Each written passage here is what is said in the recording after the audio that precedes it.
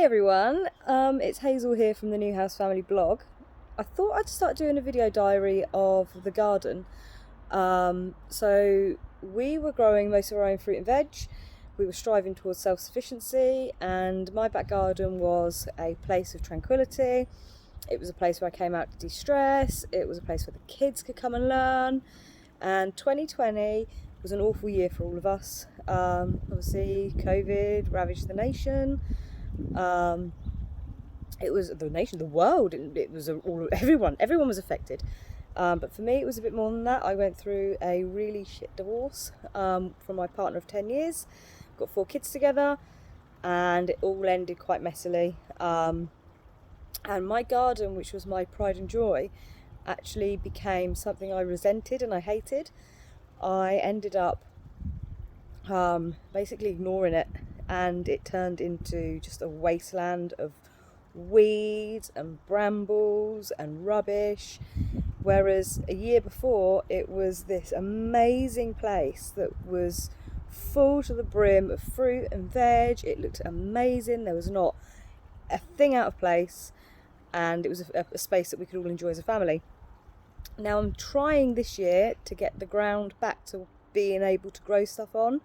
It's not going to be as busy as last year, as the year before when we were growing, I don't think, because I've still got a lot on my plate. I've still got a lot of issues to be dealing with, and also the garden is nowhere near how it used to be, when I could just get outside, sow the seeds, put the plants in, and be out here watering and picking fresh food every day.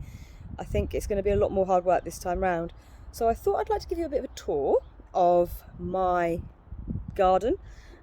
This was our little slice of self-sufficiency in an urban area.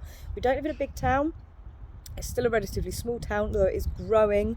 There are thousands of houses being built, much to my dismay. It's a classic old school council house, as you can see behind me, with a big back garden. How they used to build houses, basically. None of these new builds with tiny little patios. But I'm going to show you, and some of this is quite embarrassing because I can't believe how bad the garden's got, the state that it's in. There's rubbish, there's dog mess, there's dead plants, there's brambles, there's weeds. But I thought I'd give you a little tour, and hopefully we can watch this space grow and you can watch me develop it, and I'll be talking to you about what I'm doing along the way. So this is the worst area. This is the compost heap. This is literally where I throw all the scraps, all the garden waste, all paper scraps, etc. And also where I've ended up dumping a lot of plant pots. I should add as well that the garden has been separated into 2. So we've got the top half of the garden, which is the family area, and the back half of the garden, which is where I grow everything. See if I can change the camera angle so you get a better view. There we go. So I've got to clear that. That's a big job. That's got to be done. All that rubbish has got to be lifted away. Now these beds, you can sort of see where the beds originally were, but the grass is sort of growing between the 2. So we've got this bed here, which I've already made a start on. I've already been digging some of this over. This was a couple of months ago. I've been clearing brambles from this area. This is the chicken coop. So we've got 4 chickens. We did have 10, but over the years they've passed away from old age and succumbed to other things. This is another big bed. And now I have actually got some things in already. These are some garlics. These are garlics that popped up stray around the garden that I'd missed from the year before, because I did grow a couple of garlics last year. And then they sort of re-sprouted, so I separated them and I put them in the ground. Got some broad beans in there. Me and the kids done that the other week. This ground I've started clearing. So all of this here, all of this was all soil, and the grass has just grown and grown and grown. I've got a couple of raspberry canes, fruit tree. Mud is nice and soft today, so pulling weeds should be easy. And then this is again where it gets bad. That's a nice big plant pot, which I'm going to use to force my rhubarb. I'm going to be putting that over the rhubarb today. And then there's just some waste ground. There's my greenhouse. That's also full of crap. That needs clearing out. It actually needs weeding because stinging nettles are growing through the bottom. But it's quite a big amount of space. If I sort of stand as far back as I can, believe it or not, that amount of space grew more than enough food for my family.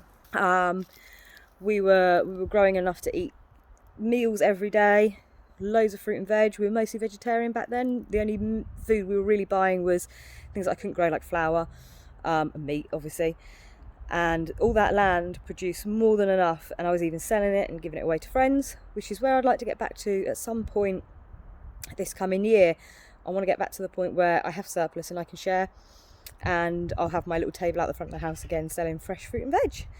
So there's a slight update on the garden for how it looks at the minute, and each time I do some more to it, I'll give you an update and tell you what I've grown, what I've sown, how much I've cleared, etc. And hopefully this year as well, part of my plan is to add some more chickens back to what we have. Like I say, we went from 10 down to 4. They're being freeloaders at the minute, and I've not had an egg off of them for months. It's cold, it's winter, that's what they tend to do. Just got to live with it. So we've basically got lodgers that aren't paying the rent. That are costing me money. But yeah, there we go. Hopefully you can catch up with us soon, and you'll see how much further we go. Take care, see you soon.